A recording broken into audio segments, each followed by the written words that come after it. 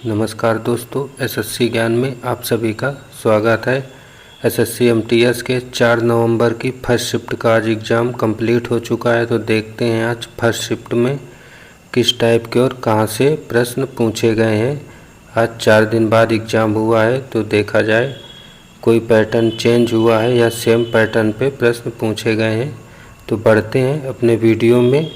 Video पसंद आए तो वीडियो को लाइक और चैनल को सब्सक्राइब ज़रूर कर लें, जिससे आप सभी तक ऐसे ही वीडियो पहुंचते रहें।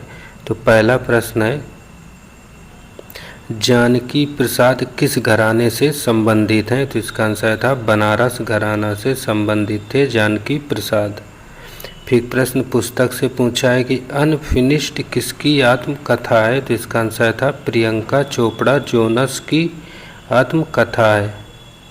फिर प्रश्न पूछा था योजना से कि मुख्यमंत्री सीखो कमाओ योजना किस राज्य की है? तो इसका आंसर था मध्य प्रदेश राज्य की है। फिर प्रश्न था सितारा देवी किस नृत्य शैली से संबंधित हैं? तो इसका आंसर था यह कथक नृत्य शैली से संबंधित है। और यह प्रश्न पिछले भी पूछा जा चुका है, तो काफ़ी प्रश्न जो है प्रीवियस ईयर से रिपीट हो रहे हैं। फिर अगला प्रश्न है, निम्न में से कौन सा गढ़ के बिना एकमात्र हड़प्पा शहर था? तो इसका आंसर था चन्हुदड़ो शहर।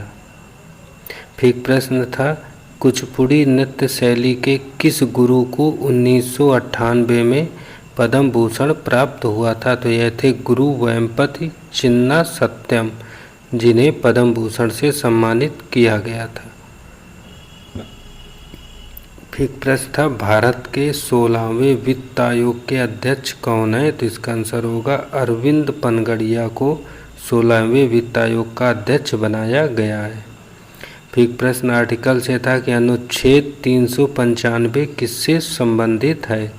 तो यह था भारतीय स्वतंत्रता अधिनियम 1947 और भारत सरकार अधिनियम 1935 को निरूपित करता है, अनुच्छेद 395। फिर प्रश्न था हा ग्रीष्म महोत्सव कहाँ मनाया जाने वाला एक वार्षिक महोत्सव है? तो यह भूटान देश का एक वार्षिक महोत्सव है, हा ग्रीष्म महोत्सव। फिर प्रश्न था दोआब शब्द का क्या अर्थ है? तो इसका आंसर होगा दो नदियों के बीच के क्षेत्र को दोआब क्षेत्र कहा जाता है। फिर प्रश्न पूछा था सिक्किम के राज्यपाल कौन है?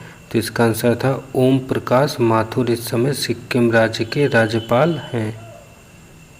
फिर प्रश्न था 1928 का ओलंपिक कहाँ हुआ था? तो इसका आंसर था यह नीदरलैंड के एम्स्टर्डम में आयोजित हुए थे। फिर अगला था जल निकासी बेसिन का अर्थ क्या होता है? तो इसका आंसर था वर्षा झरना प्रवाह का पानी नदी महासागर में जब बहता हुआ जाता है तो उसे जल निकासी बेसिन कहा जाता है। फिर प्रश्न पूछा था T20 वर्ल्ड कप से कि 2021 पुरुष T20 विश्व कप में ऑस्ट्रेलिया ने न्यूजीलैंड को कितने विकेट से हराया था? तो इसका आंसर होगा 8 विकेट से। और आगे शिफ्टों में जिनका भी एग्जाम लगा हुआ है, एक बार आप T20 विश्व कप 2021 से संबंधित सारे प्रश्नों को जरूर रिवीजन कर लें, क्योंकि अगली शिफ्ट में वहाँ से प्रश्न पूछे जा सकते हैं।